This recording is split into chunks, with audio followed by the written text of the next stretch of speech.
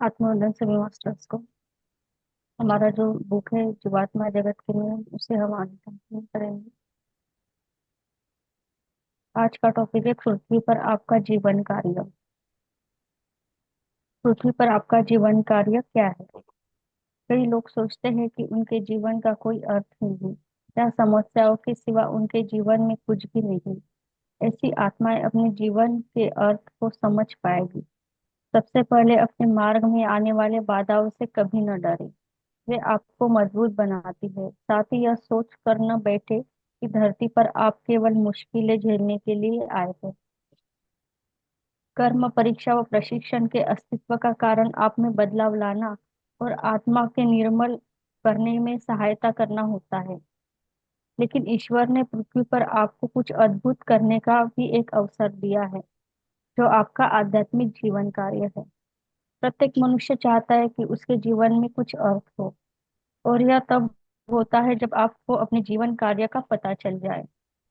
उस उद्देश्य को ही आप अपने जीवन कार्य के रूप में जाना जाता है, जो आपके आत्मा और ईश्वर के बीच किया एक वचन होता है, एक शपथ होती है, जो पृथ्वी पर आने से पहले जीवात्मा जगत में आप लेते हैं।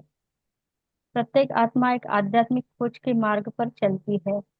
यही वह मार्ग है जिसे आपने पृथ्वी पर पुनर्जन्म लेने से पहले चुना हुआ होता है। जब आप पृथ्वी पर आते हैं तो अपनी जीवात्मा के विकास के लिए पुनर्जन्म लेने के उद्देश्य को भूल जाते हैं। प्रत्येक मनुष्य के तीन जीवन कार्य होते हैं: आध्यात्मिक रूप से सुधारना, दूसरों की निस्वार्थ रूप से मदद करना, ईश्वर की ओर मिले विशेष उपहारों और प्रतिभाओं का दूसरे के विकास के लिए उपयोग करना। पृथ्वी पर मनुष्य भलाई के नाते खुद में परिवर्तन लाने के लिए आते हैं।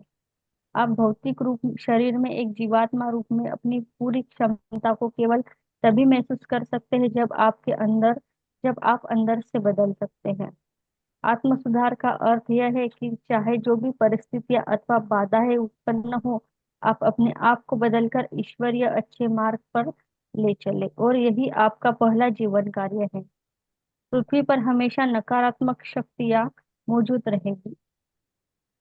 पृथ्वी पर एक आध्यात्मिक रू- पृथ्वी एक आध्यात्मिक रणभूमि है, और अपनी नैतिक मजबूती को सिद्ध करने का एकमात्र तरीका होता है घने अंधेरे में प्रकाशवान मार्ग को चुनना। दुष्टता से लड़ने का अर्थ यह नहीं है कि आप इसके बारे में स्वर उठाएं, लोगों की आलोचना करें या उनका अनावरण करने के लिए किसी भी हद तक चले जाए।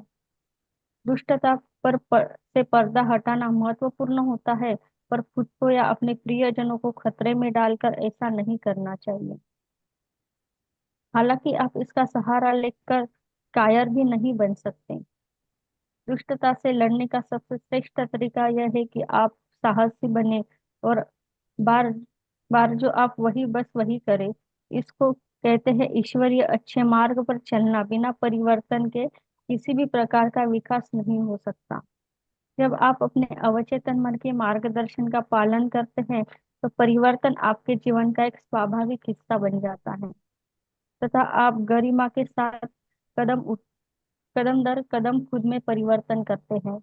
जब आप में गरिमा के मार्ग के साथ परिवर्तन होता है, तो आप अपनी परीक्षाएं और प्रशिक्षण का सामना कर सकते हैं, और आप जब नकारात्मक कर्मों का हिसाब चुकाने में सक्षम होते हैं, क्योंकि तब आप अपने अवचेतन मन का उपयोग कर रहे होते हैं। साथ ही साथ आप अपने अच्छे कर्म अर्थात अपने आध्यात्मिक उपहार तथा आशीर्वादों का उपयोग और अधिक भलाई के लिए कर सकते हैं। यह आपको केवल तभी प्राप्त होते हैं जब आप सही मार्ग पर चलेंगे। जब आप गरिमा के साथ खुद में बदलाव लाते हैं, तो आप ईश्वर की योजना को लागू करने में अपना सर्वोत्तम प्रयास कर रहे होते हैं। जब आप अपने अवचेतन मन के मार्गदर्शन का पालन करने में असफल रहते हैं, तो आप अपने आप में होने वाले परिवर्तन को रोकते हैं।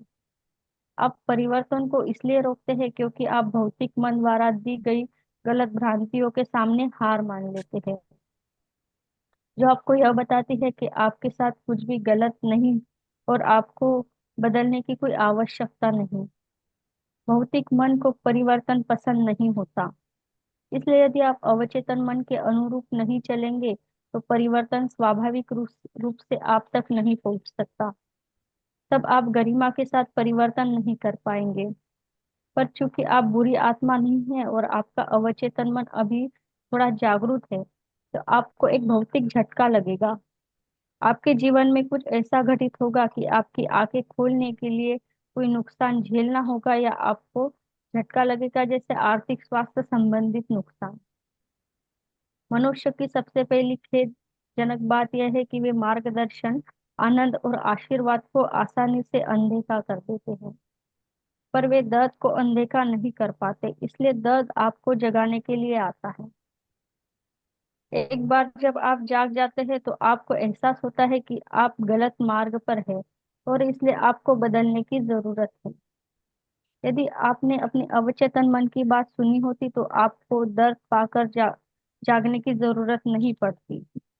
यदि भौतिक झटके के बाद भी आप बदलने से इनकार कर देते हैं, तो वे झटके भी लगना बंद हो जाएंगे, क्योंकि आपका अवचेतन मन निष्क्रिय हो चुका होता है। इसलिए यह मानकर चलिए, क्योंकि आपके बाहरी जीवन के सब कुछ अच्छा है, इसलिए आप सही रास्ते पर चल रहे हैं। दूसरे शब्दों में कहा जाए तो यह संभव है कि आप अधिक बुरे हो चुके होते हैं। तब यह होता है, आप जानबूझकर गलत रास्ते पर चलते हैं।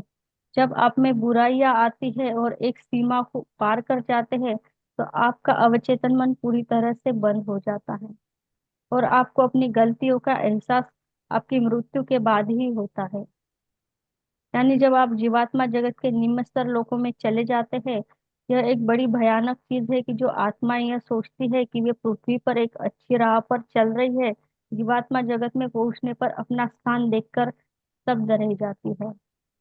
आत्म सुधार या परिवर्तन सही कारणों के लिए ही करना चाहिए। कभी कभी लोग कई कार्य गलत कारणों के लिए भी कर बैठते हैं, जैसे कि दूसरों के सामने सम्मान पाने के लिए, आध्यात्मिक मार्ग पर चलकर अपने अह की संतुष्टि करने के लिए, बुद्धिमान और ज्ञानी दिखने के लिए, ज्ञान पाने की इच्छा की संतुष्टि के लिए, या स्वर्ग में जगह पाने के लिए, अथवा नर्क में जाने से भयानक अच्छे काम करने के लिए। ये बदलाव से सही कारण नहीं होते। आपको इसलिए बदलना चाहिए क्योंकि आप अच्छाई पर भरोसा करते हैं और एक बेहतर मनुष्य बनना चाहते हैं। अच्छाई के रास्ते की अच्छाई का मार्ग चुनते हैं। आध्यात्मिक महत्वाकांक्षा पालने और लक्ष्य पर केंद्रित होने के बजाय बदलाव इसलिए लाए कि आप इससे अच्छा महसूस कर सकते हैं। इस यात्रा का आनंद ले। सातवां लोक, नौवां स्तर केवल उसी लक्ष्य पर केंद्रित न हो, आपका ध्यान केंद्रित होना चाहिए इस मार्ग अथवा इस बदलाव पर।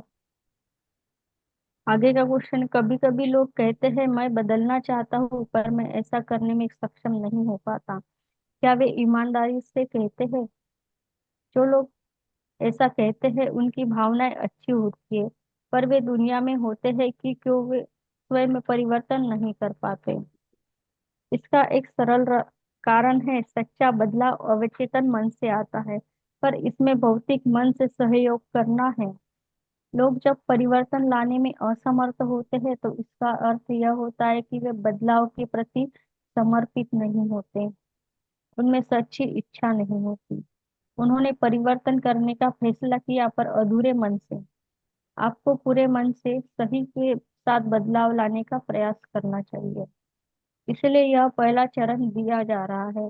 अपने आप को बदलने के लिए तथा ईश्वरीय अच्छे मार्ग पर चलने के लिए आपको वह ज्ञान होना चाहिए जो सही गलत में फर्क करने में आपकी सहायता करे। आपको यह पहचानने की आवश्यकता होगी कि आपको क्या बदलने की जरूरत है। इसलिए पहले चरण में आध्यात्मिक ज्ञान प्राप्त होता है।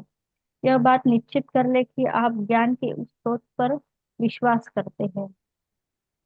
पृथ्वी पर आजकल बहुत गलत ज्ञान को आध्यात्मिकता के रूप में देखा जाने लगा है, पर ईश्वर ने आपको एक अवचेतन मन दिया है जो आपको सच्चे ज्ञान की ओर ले जाएगा।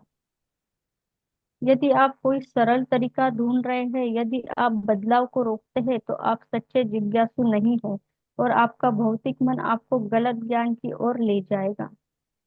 अधूरा ज्ञान होना एक खतरनाक चीज है। आपने अह की बजाय अपनी आत्मा के लिए सर्वोत्तम हो वही आप करें। कोई व्यक्ति एक सच्चे गुरु की पहचान कैसे कर सकता है? कुछ ही लोगों को अपने जीवन में एक सच्चा गुरु पाने का सौभाग्य मिलता है, पर आध्यात्मिक ज्ञान सामान्य तौर पर उपलब्ध हो जाता है।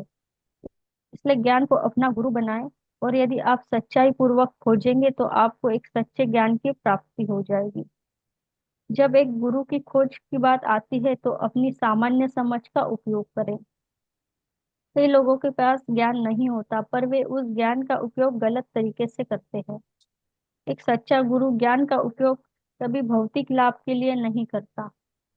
सच्चे गुरु निस्वार्थ होते हैं तथा अपने ज्ञान का उपयोग केवल अपने और दूसरों के आध्यात्मिक विकास के लिए ही करते हैं। ऐसे गुरु कभी आपको बिगाड़ेंगे नहीं, वे आपकी जीवात्मा को प्रशिक्षण देंगे।